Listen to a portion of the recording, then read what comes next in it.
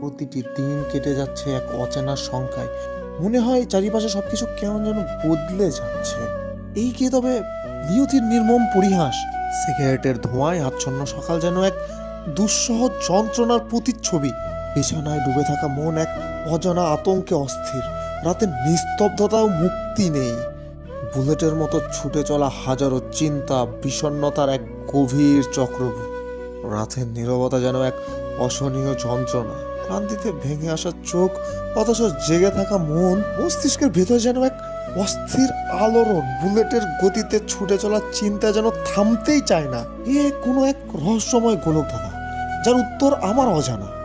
এ যেন এক জগৎ যেখানে আমি এক অসহায় পথিক। চারিপাশে সবকিছু যেন অচেনা, রহস্যে ঘেরা। এ কি তবে নিয়তির খেলা, নাকি শুধু আমার মনের ভ্রম?